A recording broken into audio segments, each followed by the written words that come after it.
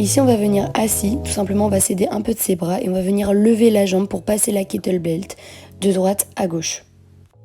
L'intérêt ici, c'est de gagner une flexion de hanche avec une plus grande amplitude, mais par la jambe. C'est la jambe qui va venir faire cette flexion de hanche. Ici, on va être sur le même exercice, sauf qu'on va demander à fléchir le genou pour gagner cette amplitude et pour avoir plus de mobilité.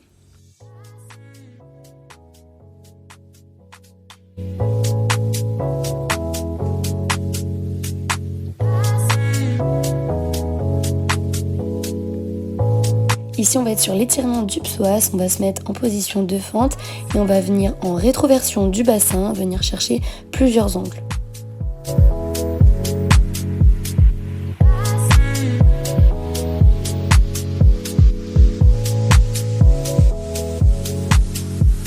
Ici, j'ai demandé à Maxime de lever le bras pour intensifier cet étirement du psoas. Ici, on part sur une variable pour l'étirement du psoas. On va se mettre en position de base jambe à 45, puis on va venir se lever, bassin en rétroversion pour vraiment venir chercher cette sensation de psoas, cette sensation d'étirement.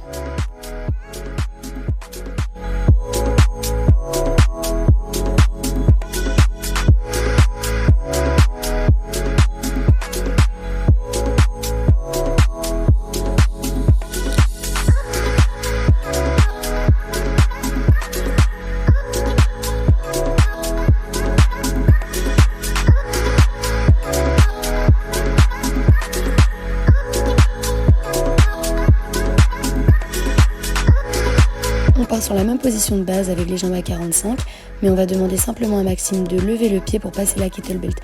Toujours dans ce but de gagner de l'amplitude.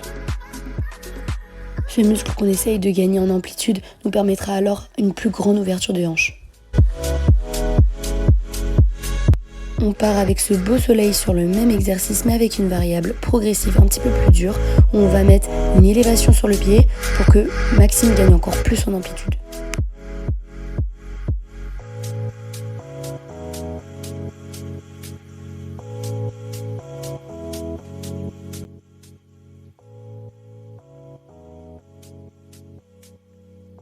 En position à quatre pattes, Maxime va se positionner son genou sur la balle. Il va essayer de mettre son pied vers l'extérieur au maximum pour avoir vraiment une abduction en isométrie et garder cet angle, voilà, au maximum. C'est pour ça qu'on mettait un repère avec le pied.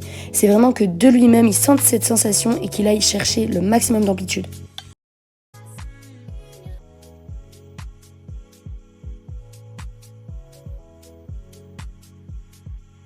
Position pied sur la balle, il va venir la faire rouler sur son genou, donc toujours debout, regard droit, il va essayer de rester équilibré. Cette extension vers l'arrière et cette demi-rotation va permettre de gagner de l'amplitude et toujours sur cette ouverture de hanche.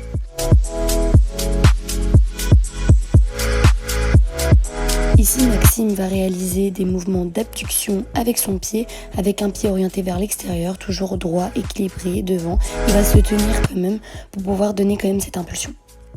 On reste sur un travail de mobilité avec un gain d'amplitude mais contre une résistance légère.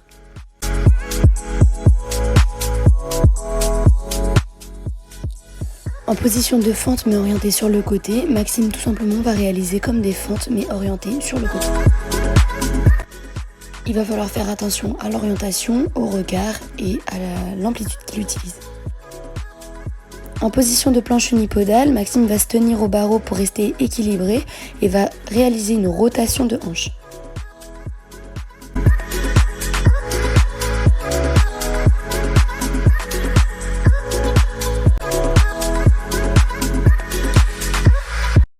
Il faut faire attention à ce qu'il reste équilibré, droit, le dos bien comme une planche et qu'il fasse une dissociation bassin et tronc.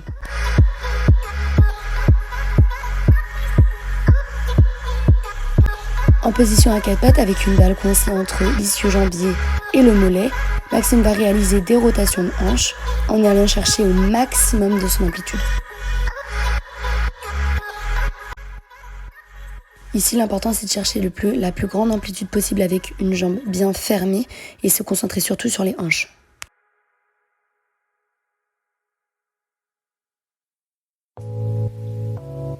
En position allongée, jambe à 45, Maxime va essayer de relever sa jambe contre une résistance.